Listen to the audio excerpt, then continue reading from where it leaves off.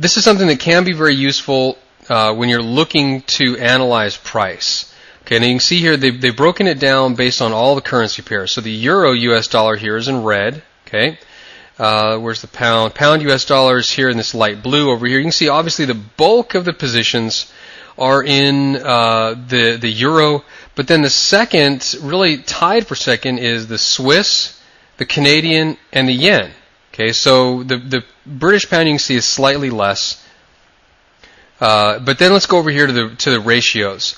Okay, 50% is going to be equal. Okay, and you can see that that's whatever's in brown here, and that's the pound yen. Okay, there's about equal ratio long to short in the pound yen. Now, if you look over here, the currencies that are shorter, look at this. The euro is shorter, and the euro pound. Then the pound, then the Aussie US. Then now we're here at about equal. Then we start going long. We're getting to the yen. What's next? The pound yen, the euro Swiss, then the Canadian, and then finally the Swiss. For some reason on a Wanda system, more people are long the Canadian dollar and the Swiss as of, again, 9:30 a.m.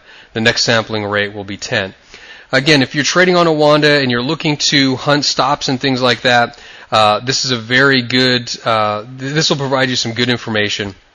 As obviously over here, you can see that there are more people short the pound than there are long the pound. So again, as the pound creeps its way up, you're going to find that those people are going to panic out. And quite frankly, you're going to see these kind of moves here, where this is where people, this type of action is very indicative of people just getting out of the market. Price makes a big, big run up, and then stops dead in its tracks, starts working its way down.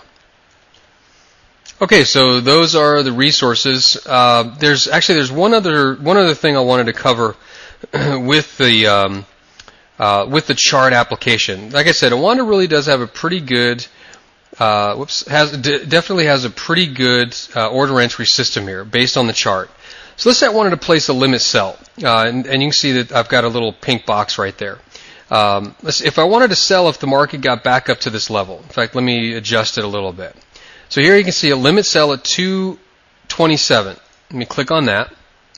Now you can see here that it automatically is entered in. I want to sell at 227. Now I can put in here 200,000 units.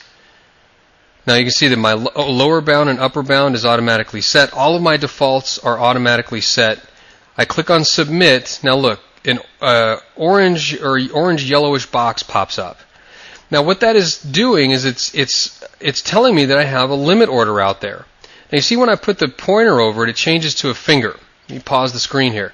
And you can see it's giving me the order number, what it is, a sell, how many units, and what the price is.